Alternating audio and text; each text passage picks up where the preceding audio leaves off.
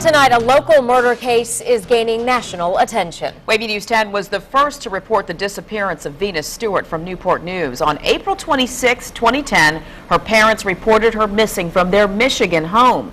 Police immediately suspected her husband, Doug. 4 days later, Michigan police started searching Kalamazoo County for Stewart's body. While back here in Newport News, police started focusing on Doug's whereabouts in the days leading up to Venus's disappearance. Then came the break police were hoping for. Local investigators say they know Doug Stewart was in Michigan at the time of the disappearance because he had a man pose as him while he was gone. And last July, Stewart was ordered to stand trial for murder, even though police never found a body.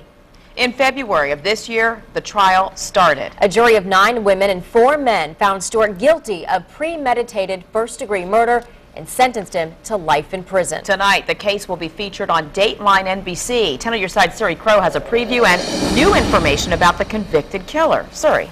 That's right, Nicole. This is a twisted tale. Even homicide detectives agree. And still no resolution for Venus Stewart's family. She remains missing. Meanwhile, her estranged husband, Doug Stewart, is now writing letters from prison, claiming that he had nothing to do with her disappearance or her murder. She did everything that we tell people to do. And yet, for Venus Stewart, the 32-year-old mother of 2, it wasn't enough. Her estranged husband, Doug Stewart, was convicted for her murder and sentenced to life in prison in April. These police reports show that the young mother was terrified of her husband. She left him in Newport News and fled back home to Michigan to seek shelter with her parents. As recent as the night before her disappearance, she told her parents that, that she felt like her husband was going to kill her. Stewart's accomplice, Ricky Spencer, and a trail of evidence like receipts for a shovel and tarp eventually led to Stewart's murder conviction. Spencer posed as Stewart while he was in Michigan, going so far as to dress like him and make phone calls from Newport News, providing an alibi.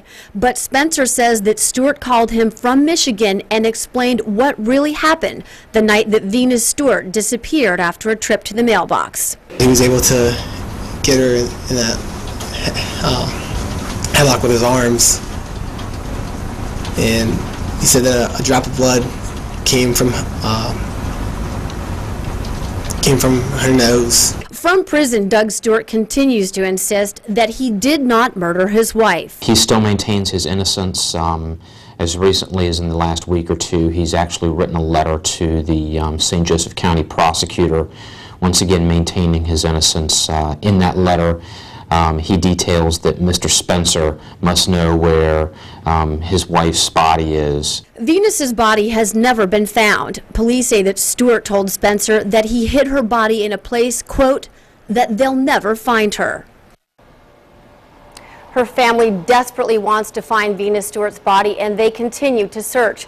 Meanwhile, Ricky Spencer pled guilty to conspiracy in connection with the case and will be sentenced at the end of July.